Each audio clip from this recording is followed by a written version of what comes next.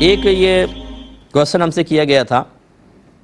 کہ اگر کوئی یہ کہے کہ جو میلاد مصطفیٰ صلی اللہ علیہ وسلم کا انکار کرتا ہے تو اسے قل یا ایھا الکافرون کا خطاب ملتا ہے، کیا یہ صحیح ہے؟ نہیں، یہ بالکل ٹھیک نہیں ہے۔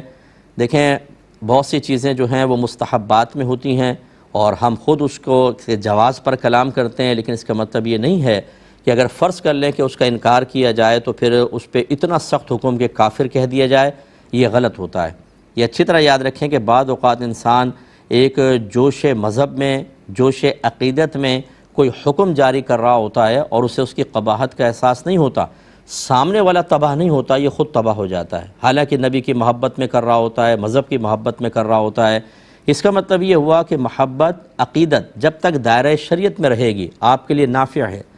اور اگر وہ دائرہ شریعت کو ہی پھلانگ جائے تو اگر یہ آپ کی خوش فہمی ہے کہ میں اللہ کے بارے میں اس کی محبت میں جو کچھ کہتا رہا ہوں، نبی کی محبت میں جو کچھ کہتا رہا ہوں، اہل بیت اطہار صحابہ کی محبت میں کچھ بھی کہتا رہا ہوں، میری آخرت میں کوئی گرفت نہیں ہوگی، تو یہ آپ کی خوش فہمی ہے۔ اس پر دلیل لائیے قرآن و حدیث سے۔ آپ کے نبی کریم صلی اللہ علیہ وسلم ارشاد فرماتے ہیں کہ جو کسی مسلمان کو کافر کہے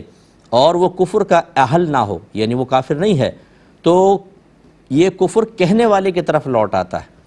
علماء نے فرمایا اگر اس کے ظاہر کو لیں تو اس کا مطلب یہ ہے کہ جو کسی پر کفر کا فتویٰ لگائے اور سامنے والا واقعی کافر نہ ہو، غلط فتویٰ لگایا تو خود کہنے والا کافر ہو جائے گا، اس کو تجدید ایمان اور تجدید نکاح کرنا ہوگا۔ جیسے اس مسئلے میں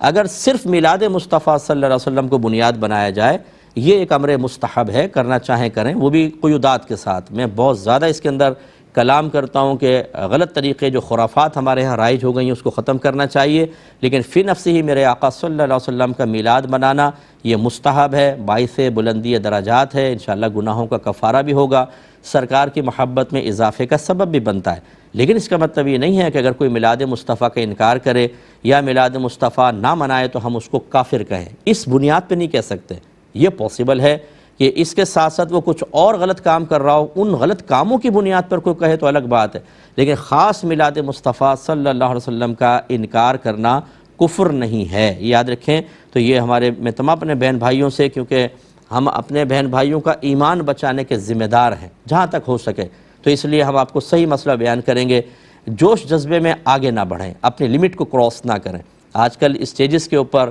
وہ کافر، فلاں مشرک، فلاں بدعتی اتنی جرأت مندی کے ساتھ بیان ہوتا ہے، میں حیران ہو جاتا ہوں کہ یہ کچھ بھی خوف خدا نہیں ہے دل کے اندر کہ آپ کسی کے بارے میں ایک دم ایسا اسٹریٹ فارورڈ بول دیتے ہیں۔ یہ ابھی مجھے کسی نے کچھ بھیجا تھا، بہرحال میں آپ کو نشاندہی نہیں کرتا ہوں کیونکہ ہمارا یہ اسٹیج بھی نہیں ہے، نہ میری ایسی عادت ہے، لیکن کویسچن یہ ہوا کہ مزارات پہ جانا کیسا ہے، تو کہا حرام ہے اور گناہ کبیرہ ہے۔ ارے بھائی، بغیر کسی قید کے، بغیر شرائط کے، بغیر لیمیٹیشنز کے، بغیر کوئی کنڈیشن بیان کیے کیسے آپ کہہ سکتے ہیں مزار پہ جانا حرام اور گناہ کبیرہ ہے؟ کیا میرے آقا صلی اللہ علیہ وسلم کا مزار مبارک نہیں ہے؟ آپ کے کہنے کے مطابق تو مزار پہ جانا گناہ کبیرہ ہے، آپ نے کوئی استثناء نہیں کیا، آپ نے کوئی کنڈیشن نہیں لگائی، تو پھر وہاں پہ جانا بھی حرام اور گناہ کبیرہ ہے۔ اور جن لوگوں نے اس کو بنایا اس مزار مبارک کا، ان کے بارے میں کیا حکم ہے؟ اور جنہوں نے ابھی تک قائم رکھا ہوا ہے ان کے بارے میں کیا حکم ہے؟ ایسے شہدائے احد کے مزارات پہ حاضری ہوتی ہے، جنت البقیع کے مزارات پر ہم جاتے ہیں، اگرچہ وہ مزار اب عمارتی لحاظ سے ڈھا دیے گئے نہیں ہیں، لیکن بہرحال بی بی فاطمہ رضی اللہ تعالی عنہا کا مزار ہے۔ اسی طرح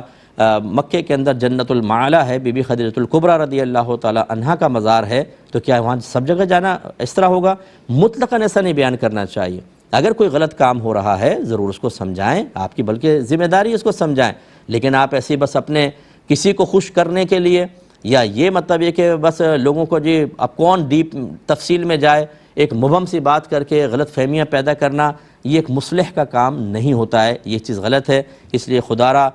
جوش جذبے میں خود غلط کام انسان کرے گا تو قابل گرفت ہوگا، ایسا ہرگز نہیں ہونا چاہیے۔